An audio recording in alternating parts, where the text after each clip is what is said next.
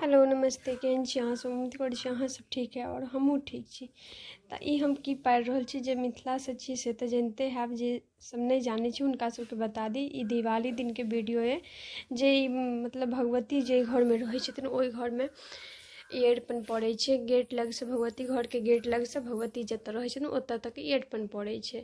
मतलब भगवती घर बाहर जे होइ छथिन ने से रस्म जे शाममे होइ छै, जहन दीप सब जरायल जाइ छै तहन के देखियौ। तऽ एतऽ हम ई अष्टजल पारि लेलहुँ और हमरा ओतेक खास तऽ नहि पारऽ अबैए, लेकिन पारि लेलहुँ। और एतऽ कहल जाइ छै जे कि अरिपन जब सिन्दूर नहि लगेबै ताबत पूरा अरिपन नहि होइ छै। ततऽ हम अरिपन पारि कऽ सिन्दूर लगा लेलहुँ और ई देखियौ हम घरके तरफ जा रहल छी अरिपन पारि कऽ।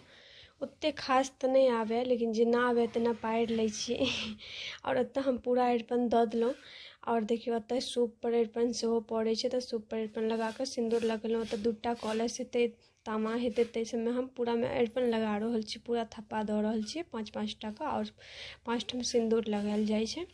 देखियौ 2गो कलशमे, तामामे और सूपमे दऽ देलहुँ। और ताहिके बाद एहिमे आमके पल्लव देलहुँ, सुपारी पाइ देलहुँ और एहिपर दीप जरायल जेतै शाममे।